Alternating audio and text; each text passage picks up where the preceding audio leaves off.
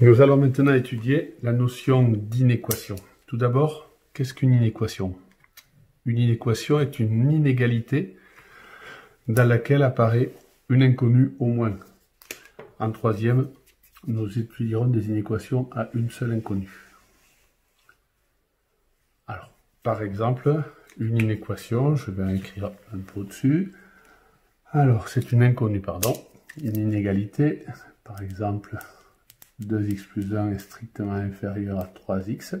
C'est une inégalité dans laquelle apparaît un nombre inconnu. Une équation est donc une inégalité, comme nous avions dit que, par exemple, une équation, c'était donc une égalité dans laquelle apparaissait un nombre inconnu. Ça, c'est une équation. Ici, on a une inéquation. Pour vérifier si un nombre est solution d'une inéquation, on va tester ce nombre pour vérifier si l'inégalité est vraie. Alors, on va repérer ici cette nouvelle inéquation qui est donnée là. Dans cette inéquation, on repère le symbole d'inégalité. L'expression qui est écrite avant le symbole s'appelle le premier membre. L'expression qui est écrite après s'appelle le second membre. Pour savoir si moins 3 est solution de cette inéquation, on va calculer la valeur du premier membre quand x vaut moins 3. C'est-à-dire qu'on va faire le calcul donc pour le premier membre 3 fois moins 3 plus 5 quand x vaut moins 3. Donc on trouve moins 9 plus 5 qui vaut moins 4.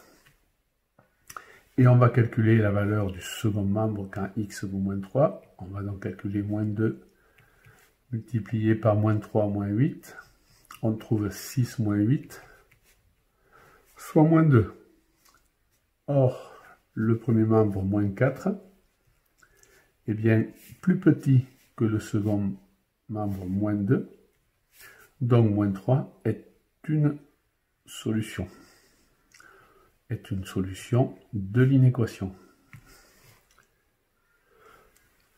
Question, est-ce que moins 2 est solution de la même inéquation? Et de la même façon, nous allons calculer la valeur du premier membre, ici, et comme on l'avait fait là, pour x qui vaut donc moins 2.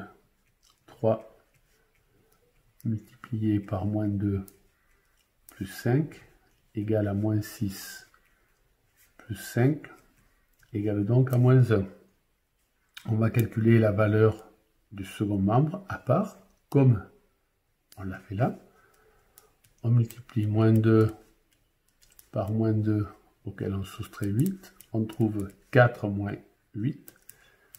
Et on arrivera donc à moins 4. Donc on constate que le premier membre, la valeur du premier membre est moins 1. Et moins 1 est plus grand que moins 4. Or, on voudrait que le premier membre soit plus petit que le second. Donc, ça veut dire que moins 2 ne convient pas. Moins 2 ne rend pas vrai l'inégalité. Donc, moins 2 n'est pas solution. Sous-entendu, n'est pas solution de l'inéquation. Voilà, vous allez vous entraîner à vérifier si des nombres sont solutions ou pas d'inéquation. À plus tard.